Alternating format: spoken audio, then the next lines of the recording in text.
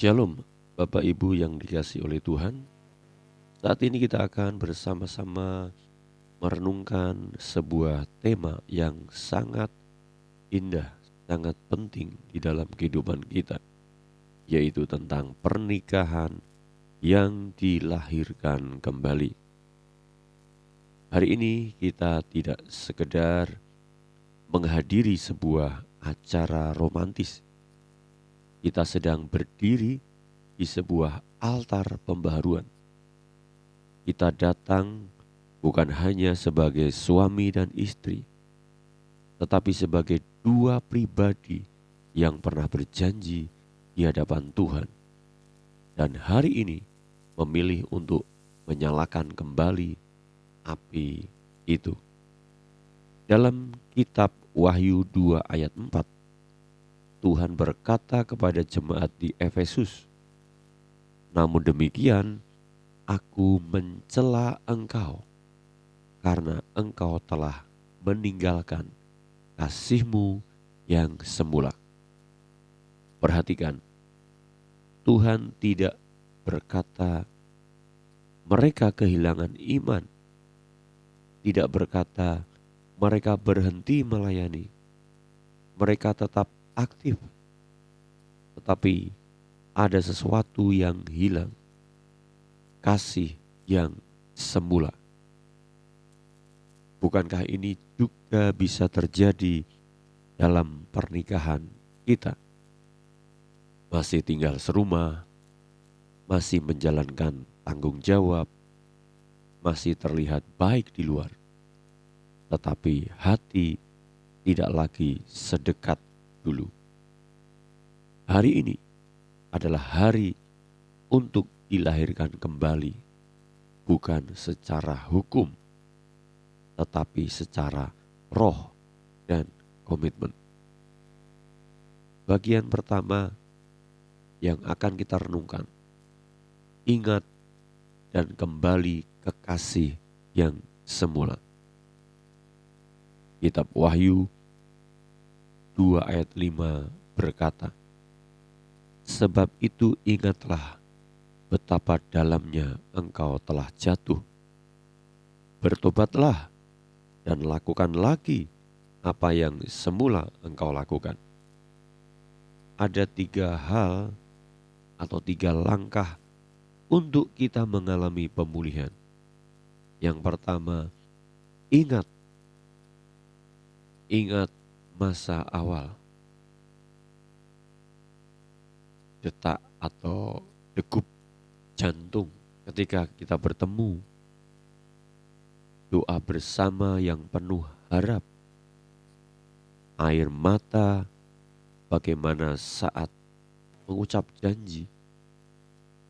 Kasih mula-mula bukan tentang usia, tetapi tentang hati yang menyala.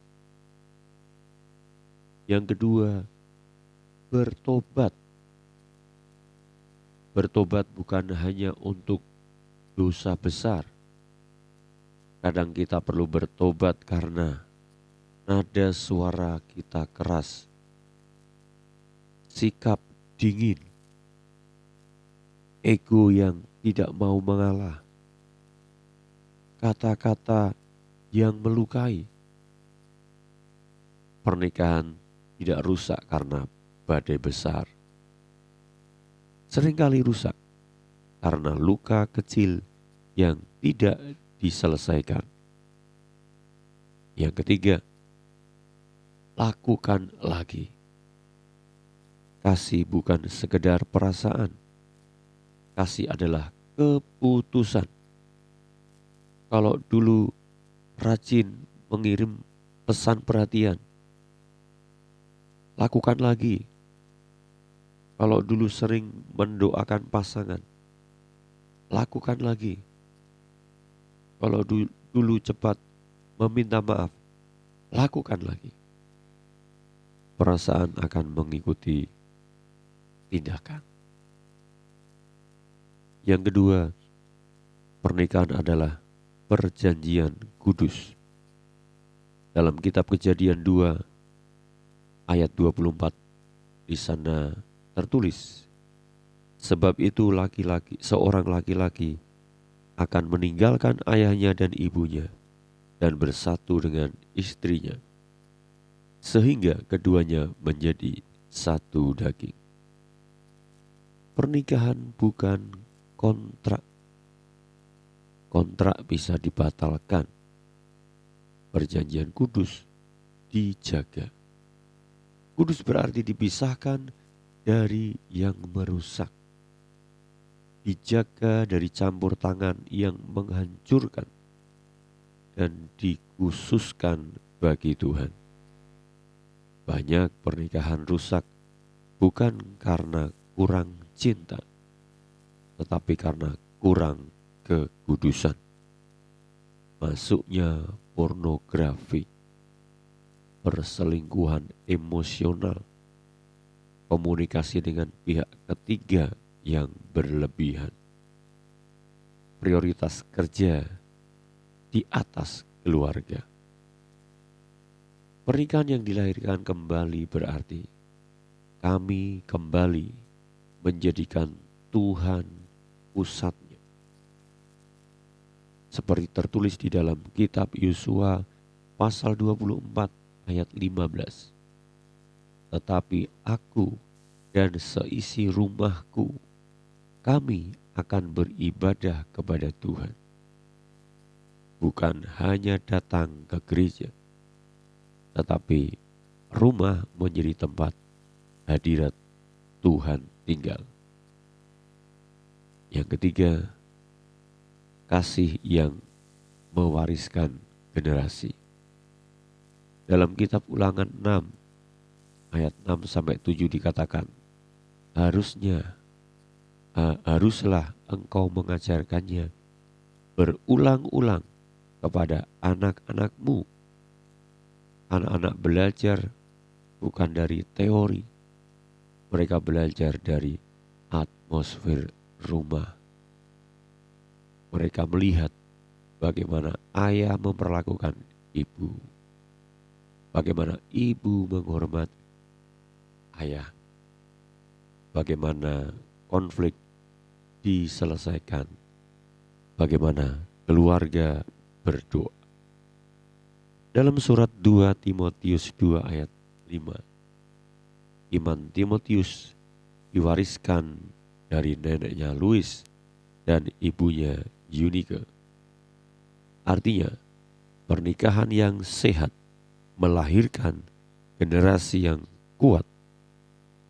Jika kita ingin anak cucu hidup dalam kekudusan, maka pernikahan kita hari ini harus dipulihkan. Warisan terbesar bukan harta. Warisan terbesar adalah iman dan kasih ilahi. 3 komitmen pembaharuan.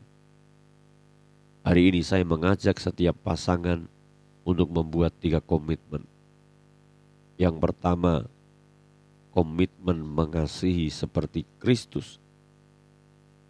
Surat Efesus 5 ayat 25.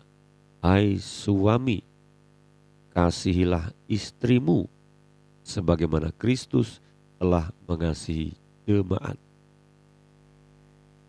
Kasih Kristus adalah mengorbankan diri, mengampuni tanpa batas, setia sampai akhir. Mari tanyakan kepada diri sendiri, apakah saya masih mengasihi dengan pengorbanan? Yang kedua, komitmen mengampuni tanpa menyimpan arsip luka. Tidak ada pernikahan tanpa kesalahan, tetapi pernikahan yang sehat tidak menyimpan daftar kesalahan. Mengampuni bukan berarti lupa, tetapi tidak memilih lagi untuk menghukum.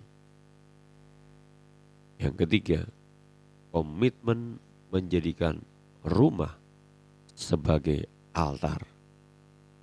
Mulailah kembali doa bersama mungkin 1 minggu sekali, membaca firman bersama, memberkati anak sebelum tidur, saling mendoakan secara pribadi. Rumah yang menjadi altar tidak mudah dihancurkan badai. Saudara, pernikahan seperti api unggun. Kalau tidak diberi kayu, api akan padam perlahan. Kayu itu adalah perhatian, komunikasi, doa, sentuhan kasih, waktu berkualitas. Hari ini Tuhan sedang meniupkan roh-Nya, bukan untuk menghakimi, tetapi untuk menyalakan kembali. Mari kita bersama-sama melakukan deklarasi. Hari ini saya memilih mengasihi kembali, mengampuni kembali, menghormati kembali, berdoa kembali, menguduskan rumah tangga saya. Saya percaya pernikahan saya dilahirkan kembali untuk kemuliaan Tuhan dan warisan bagi generasi saya. Bapak Ibu yang dikasihi Tuhan, pernikahan yang dilahirkan kembali bukan berarti tanpa badai, tetapi berarti badai tidak lagi menghancurkan karena Tuhan kembali menjadi pusat. Kiranya mulai hari ini api dinyalakan kembali, luka disembuhkan, kasih dipulihkan, generasi diberkati. Amin. Dan suatu hari anak cucu berkata, kami melihat kasih Tuhan nyata dalam pernikahan orang tua kami. Amin. Tuhan memberkati. Shalom.